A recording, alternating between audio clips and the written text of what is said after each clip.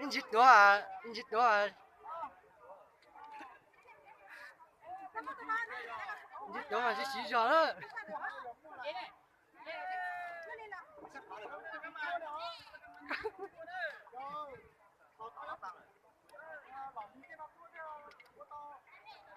Anh nói là từ thế cho được ba giết tua gió nào đó.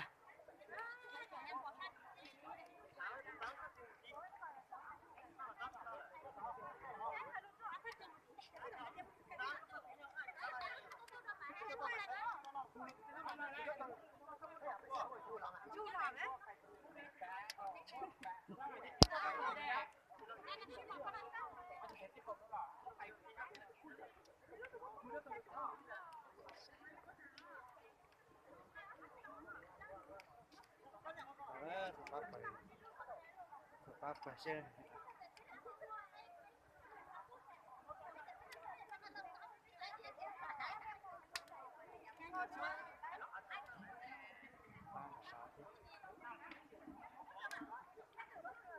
Chương vừa là tuần vừa shit shit từ tuần vừa nè, nè.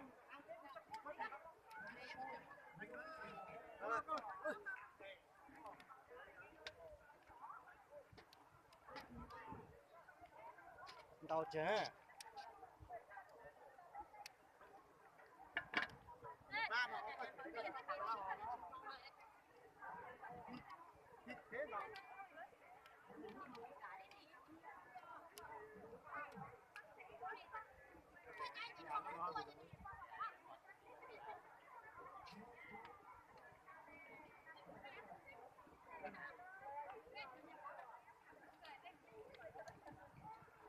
Ba nào cũng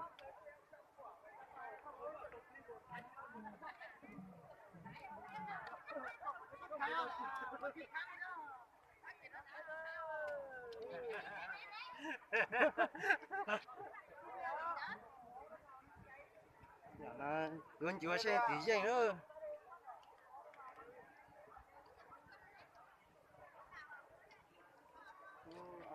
Đang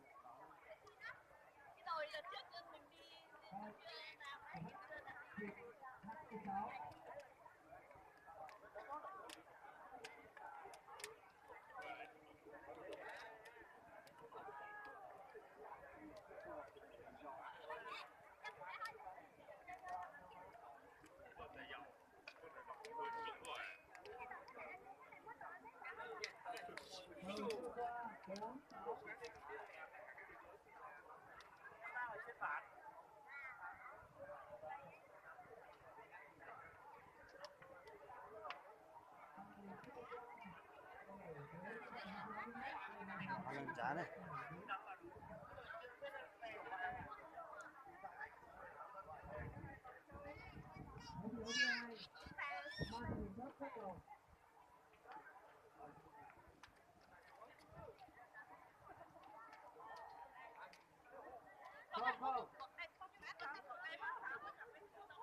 Câu ngoài 1-0 cho Ban Phong Thìn. Nó lên tàu tí Câu ra. ngoài Shit từ 2-0 tàu cho tí Ban ra. Phong Thìn.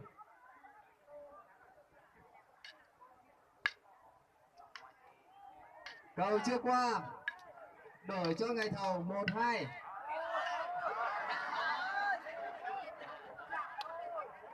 Trò này nó không giống như trò bóng chuyền. Bóng chuyền thì 3 lần chạm, nhưng cầu này chỉ được 1 lần chạm. 2 đều. Trả cầu cho đội ngày thầu. Đang điểm.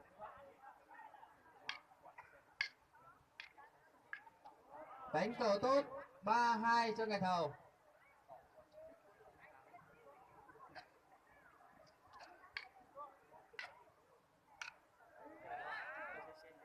Đánh cầu tốt, 4-2 cho ngày thầu.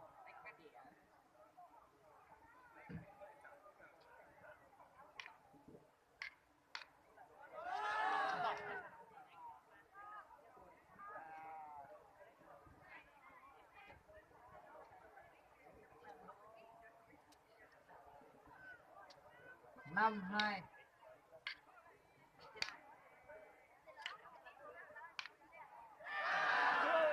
cầu trong sân